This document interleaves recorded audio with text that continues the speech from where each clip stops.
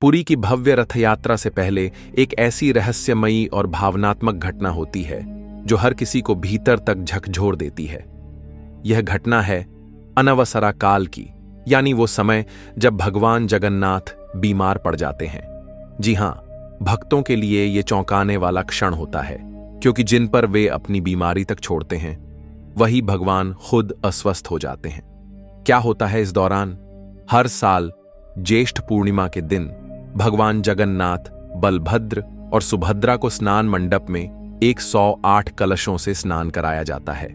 इसे स्नान पूर्णिमा कहते हैं। इस महास्नान के बाद तीनों भगवानों को ज्वर, फीवर हो जाता है, जैसे किसी इंसान को ठंड लग जाती है।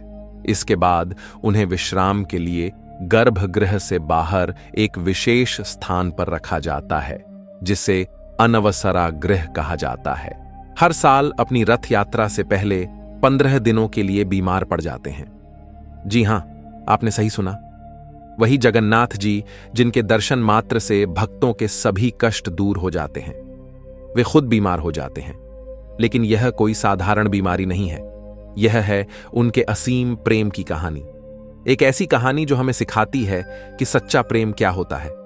नमस्कार प्यारे दर्शकों, एक बार फिर आपका स्वागत है हमारे YouTube चैनल में।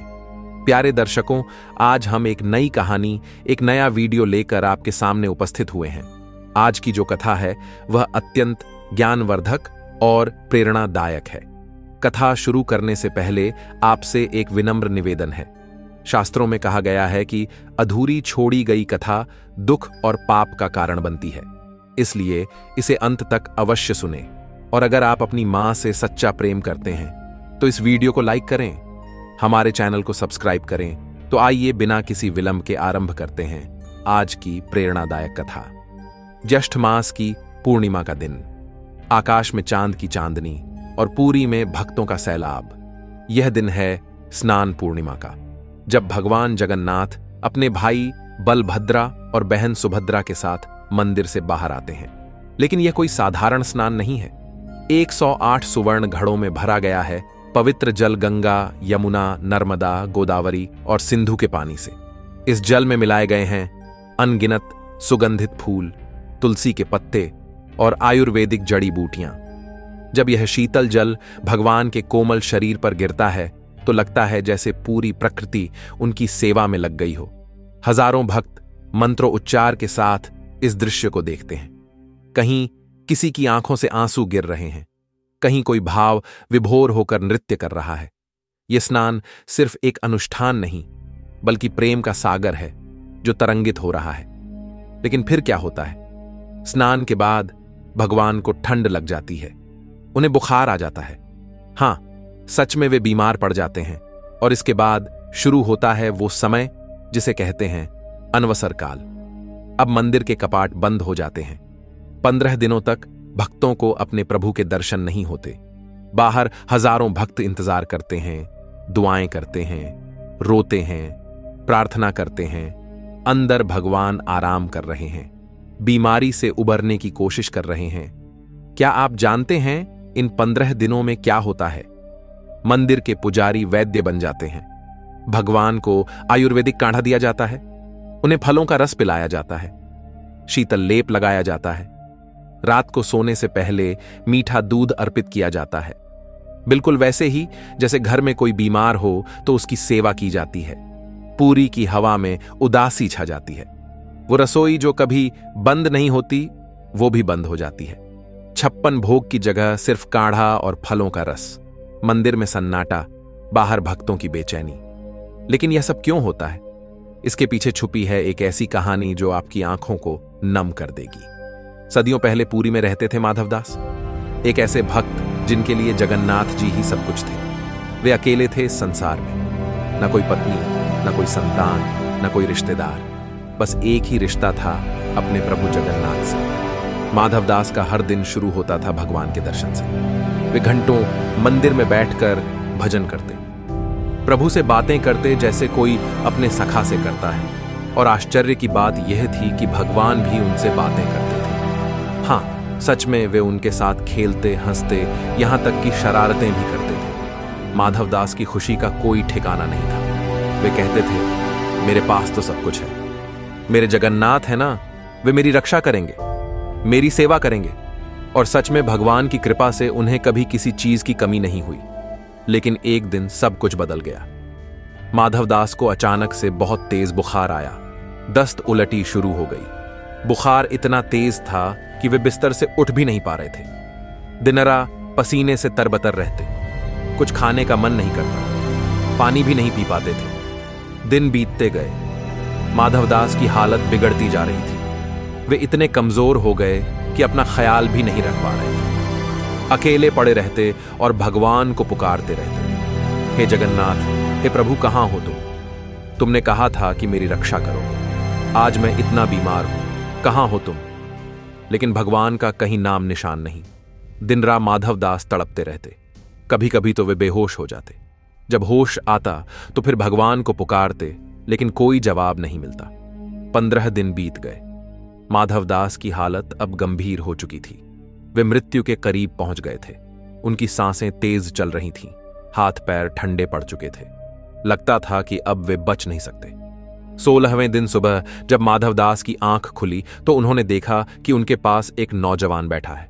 सुंदर मुखमंडल, तेजस्वी आंखें और चेहरे पर करुणा की अनंत छाया।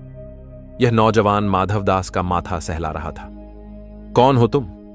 माधवदास ने कमजोर आवाज में पूछा। मैं तुम्हारी सेवा करने आया हूं, उस नौजवान ने मुस्कुराते हुए कहा। और फिर शुरू हुई वह सेवा जिसे देखकर देवता भी शर्मा जाए। उस नौजवान ने माधवदास को पानी पिलाया, उनके गंदे कपड़े बदले, उनके शरीर को साफ किया, उन्हें दवा दी। रात दिन उनके पास बैठकर उनकी देखभाल की। धीरे धीरे माधवदास की तबीयत सुधरने लगी। बुखार कम होने लगा।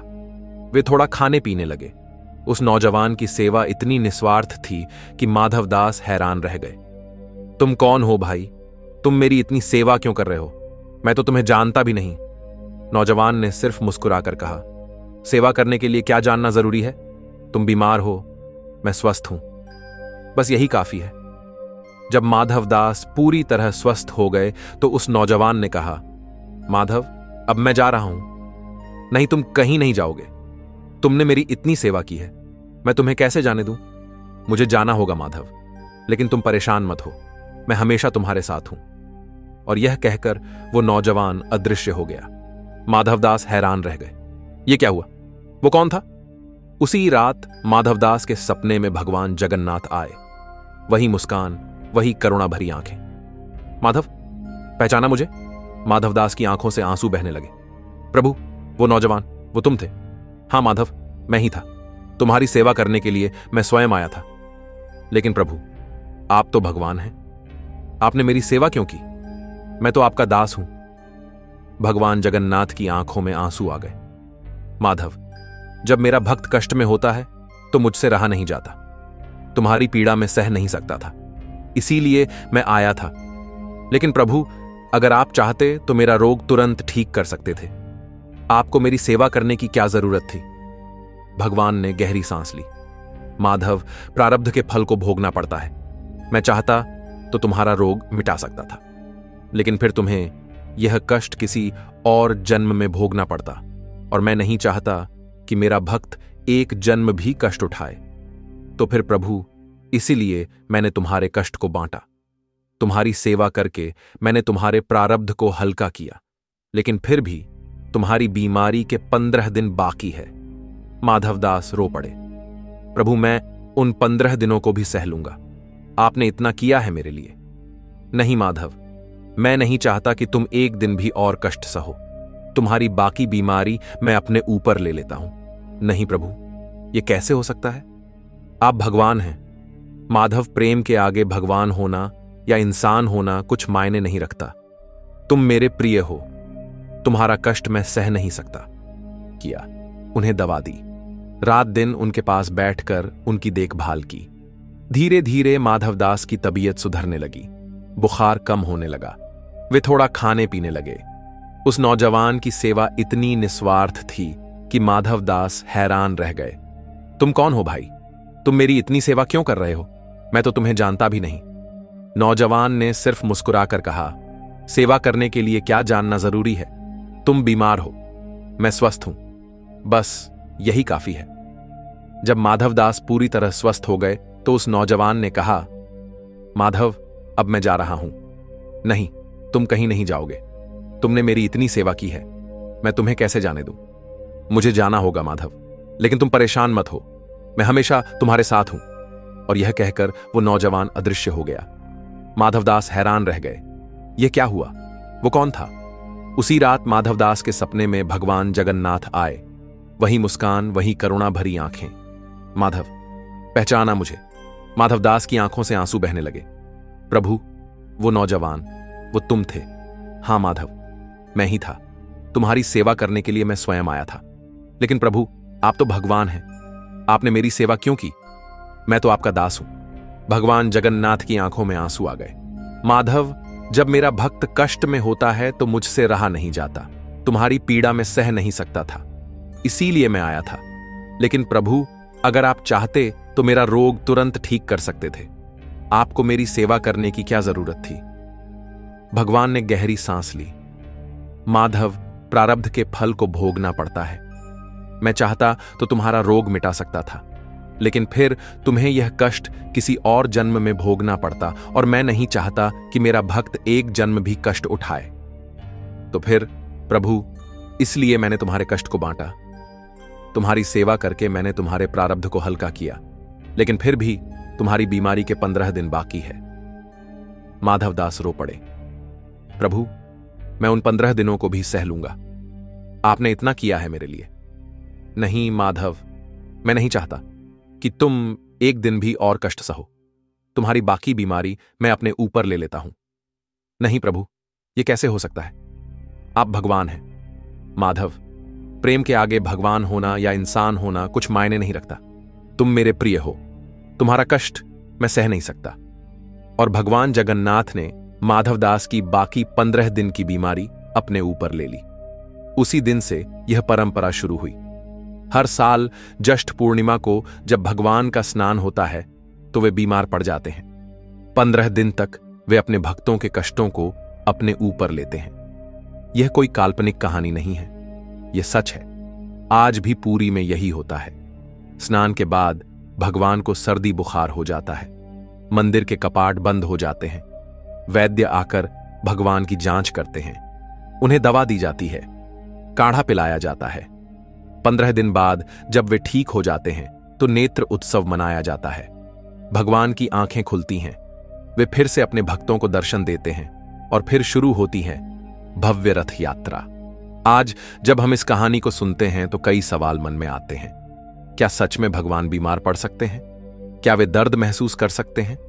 जी हां, वे कर सकते हैं, क्योंकि प्रेम के आगे कुछ भी असंभव नहीं। जब आप किसी से सच्चा प्रेम करते हैं तो उसका दुख आपका दुख बन जाता है, उसकी खुशी आपकी खुशी बन जाती है। भगवान जगन्नाथ हर साल अपने भक्तों को यह संदेश देते हैं कि वे हमारे कष्टों को समझते हैं, वे हमारे दुख में हमारे साथ हैं। जब हम बीमार पड़ते हैं तो वे भी बीमार पड़ जाते हैं, जब हम दुखी होते हैं तो वे भी दुखी होते हैं।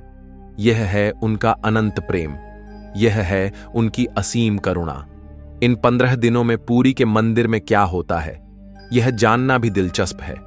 सुबह जल्दी वैद्य आते हैं, भगवान की नाड़ी देखते हैं, बुखार चेक करते हैं, फिर उन्हें विशेष काढ़ा तैयार किया जाता है, तुलसी, अदरक, काली मिर्च, हल्दी और अन्य जड़ी बूटियों से।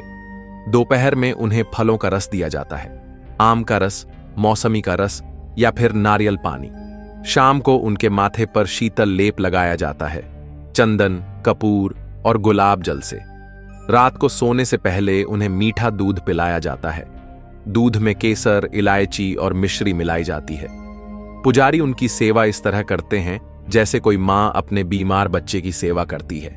वे बार बार जाकर देखते हैं कि भगवान कैसे हैं, उनकी सांस ठीक चल रही है या नहीं, उन्हें कोई तकलीफ तो नहीं हो रही। इन 15 दिनों में पुरी में एक अजीब सा माहौल रहता है। हजारों भक्त मंदिर के बाहर इकट्ठे होते हैं। वे रोते हैं, प्रार्थना करते हैं, मंत्र जपते हैं। कुछ लोग व्रत रखते हैं, कुछ लोग दान पुण्य करते हैं। हे जगन्नाथ, जल्दी ठीक हो जाइए। प्रभु, हमारी गलती माफ कर दीजिए। भगवान, आप हमारे कष्ट अपने ऊपर ले रहे हैं। यह दृश्य देखकर आंखों में आंसू आ जाते हैं। भक्तों का प्रेम, उनकी चिंता, उनकी बेचैनी, सब कुछ इतना सच्चा लगता है। कुछ भक्त तो मंदिर के बाहर ही सो जाते हैं। वे कहते हैं, जब तक हमारे प्रभु ठीक नहीं हो जाते हम घर कैसे जा सकते हैं। 15 दिन बाद जब भगवान जगन्नाथ स्वस्थ हो जाते हैं तो पूरे पुरी में खुशी का माहौल छा जाता है। इस दिन को नेत्र उत्सव कहते हैं, क्योंकि भगवान की आंखें फिर से भक्तों के लिए खुल जाती हैं। मंदिर के कपाट खुलते हैं, भगवान के नए कपड़े पहनाए जाते हैं, उन्हें फूलों से सजाया जाता है और फिर भक्तों को उनके दर्शन होते हैं। उस समय का दृश्य अवर्णनीय है। हजारों लोग एक साथ चिल्लाते हैं, जय जगन्नाथ। आंसू बहते हैं, लोग खुशी से नाचते हैं, ढोलन गाड़े बजते हैं। देखो हमारे प्रभु ठीक हो गए। 15 दिन बाद उनके दर्शन हुए, कितने सुंदर लग रहे हैं। और फिर अगले दिन शुरू होती है भव्य रथ यात्रा। भगवान अपने भाई बहन के साथ रथ पर सवार होकर निकलते हैं अपनी मौसी के घर जाने के लिए। आज के जमाने में भी यह परंपरा बिल्कुल वैसी ही निभाई जाती है जैसी सदियों से निभाई जा रही है। आधुनिक डॉक्टर भी आते हैं भगवान को देखने।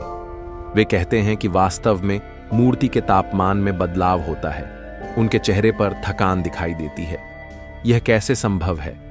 विज्ञान के पास इसका कोई जवाब नहीं, लेकिन श्रद्धा और विश्वास के पास जवाब है, प्रेम के पास जवाब है। भगवान जगन्नाथ का यह अनुष्ठान हमें सिखाता है कि सच्चा प्रेम स्वार्थ रहित होता है। जब आप किसी से सच्चा प्रेम करते हैं तो आप उसके लिए कुछ भी कर सकते हैं, यहां तक कि अपना सुख चैन भी त्याग सकते हैं। इस कहानी का सबसे बड़ा संदेश यह है कि भगवान हमसे कितना प्रेम करते हैं।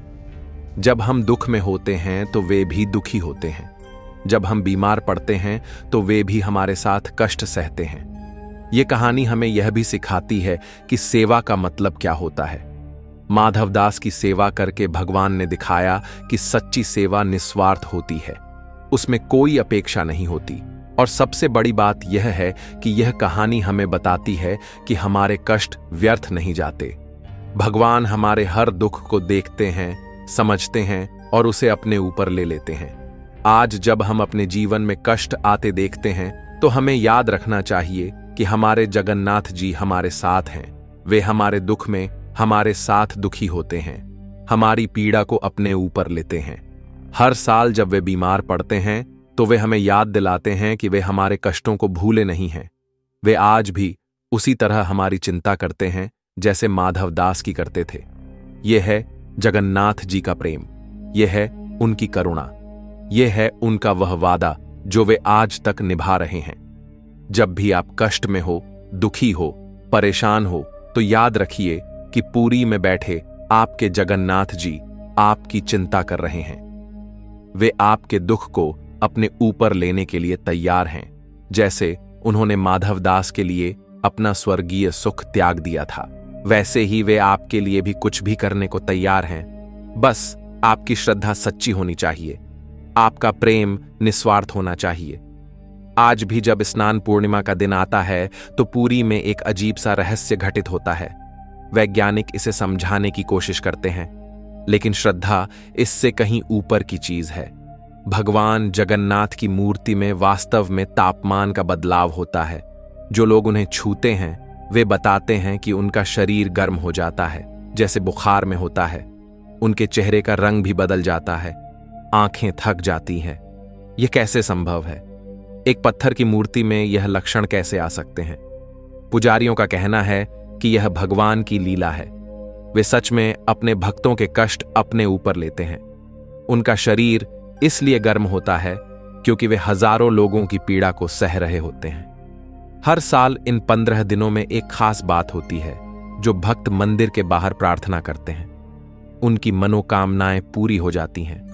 कैंसर के मरीज ठीक हो जाते हैं, बांझ औरतों को संतान प्राप्त होती है, परीक्षा में फेल होने वाले बच्चे पास हो जाते हैं। एक भक्त बताता है, मेरी मां को कैंसर था, डॉक्टरों ने जवाब दे दिया था।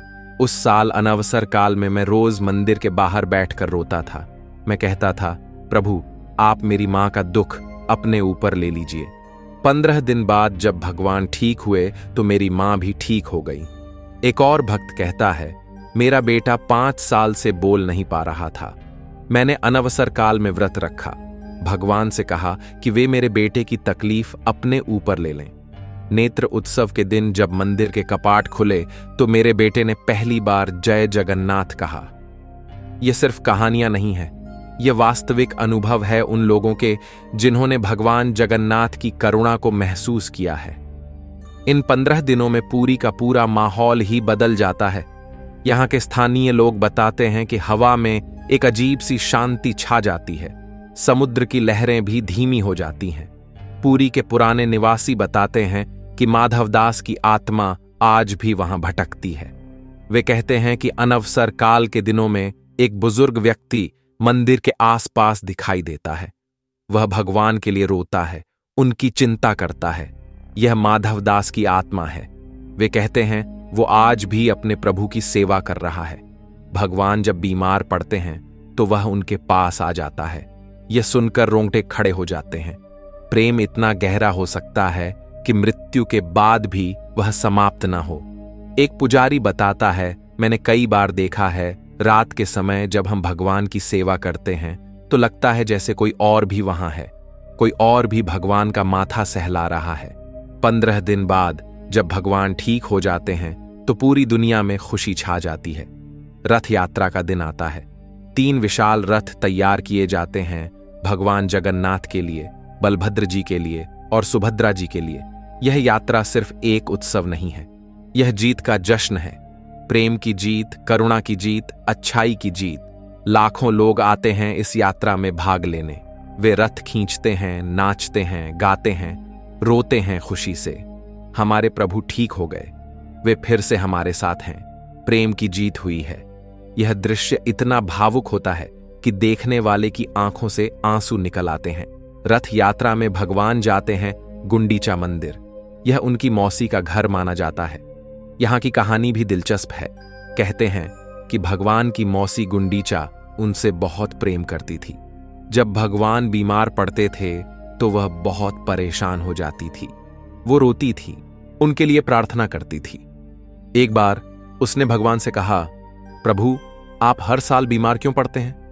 मुझसे आपकी बीमारी नहीं देखी जाती। भगवान ने मुस्कुराकर कहा, मौसी यह मेरे भक्तों के लिए है, लेकिन चिंता मत करो, जब मैं ठीक हो जाऊंगा तो तुम्हारे घर आऊंगा। तब से यह परंपरा है कि भगवान अपनी बीमारी के बाद मौसी के घर जाकर विश्राम करते हैं। वहां वे 9 दिन रहते हैं। मौसी उनकी सेवा करती है, उन्हें स्वादिष्ट भोजन कराती है। यह है रिश्तों का प्रेम, यह है पारिवारिक स्नेह। भगवान भी हमारी तरह रिश्ते नाते निभाते हैं। 9 दिन बाद भगवान वापस अपने मूल मंदिर लौटते हैं। इस यात्रा को बाहोड़ा यात्रा कहते हैं। यह यात्रा भी उतनी ही भावुक होती है। भक्त कहते हैं, प्रभु अब घर वापस जा रहे हैं। वे अपने भक्तों के पास वापस आ रहे हैं। लेकिन इस यात्रा में एक दुख भी होता है। भगवान फिर से 1 साल बाद बीमार पड़ेंगे। फिर से 15 दिन का इंतजार होगा। अगले साल भी यही होगा। भक्त सोचते हैं, प्रभु फिर से हमारे दुख अपने ऊपर लेंगे। यह चक्र निरंतर चलता रहता है, हर साल बिना रुके, बिना थके। पुरी के मंदिर का महाप्रसाद दुनिया भर में प्रसिद्ध है, लेकिन अनवसर काल में यह प्रसाद नहीं बनता। क्यों? पुजारी बताते हैं, जब भगवान बीमार होते हैं तो वे भोजन नहीं कर सकते, इसलिए रसोई बंद हो जाती है। लेकिन 16वें दिन जब भगवान ठीक हो जाते हैं तो पहला प्रसाद बनता है पना का। यह एक खास पेय होता है, दही, गुड़, केला और नारियल से बना। इस प्रसाद की खासियत यह है कि यह तुरंत ठीक कर देता है। जो भक्त इसे पीते हैं उनकी सभी बीमारियां दूर हो जाती हैं। यह वही प्रसाद है जो भगवान अपनी बीमारी के बाद खाते हैं। पुजारी कहते हैं, इसमें वह शक्ति है जो सभी रोगों को हरा देती है। यह परंपरा सिर्फ धार्मिक नहीं है, यह एक सामाजिक आंदोलन है। यह लोगों को संवेदनशील बनाती है, एक दूसरे की परवाह करना सिखाती है। पुरी में इन 15 दिनों में अपराध की दर 0 हो जाती है। कोई झगड़ा नहीं करता, कोई चोरी नहीं करता, सभी एक दूसरे का ख्याल रखते हैं। जब हमारे भगवान बीमार हैं तो हम कैसे बुरा काम कर सकते हैं? लोग कहते हैं, यह है धर्म की असली शक्ति। यह लोगों को अच्छा इंसान बनाता है। भगवान जगन्नाथ का यह अनुष्ठान हमें सिखाता है कि प्रेम में त्याग होता है, प्रेम में कष्ट सहना पड़ता है, प्रेम में अपनी खुशी दूसरों की खुशी के लिए कुर्बान करनी पड़ती है। लेकिन यह कष्ट कोई बोझ नहीं है, यह खुशी है, यह संतुष्टि है, यह वह अनुभव है जो जीवन को सार्थक बना देता है। प्रिय साथियों, इस कथा के बारे में आपके विचारों का हमें बेसब्री से इंतजार रहेगा। अगर यह कथा आपके लिए प्रेरणादायक साबित हुई हो तो कृपया इसे लाइक करें और इसे अपने प्रियजनों के साथ साझा करें। साथ ही कमेंट बॉक्स में जय श्री कृष्णा लिखकर अपनी भक्ति व्यक्त करें। इस वीडियो को पूरा देखने के लिए आपका दिल से आभार। जय जगन्नाथ।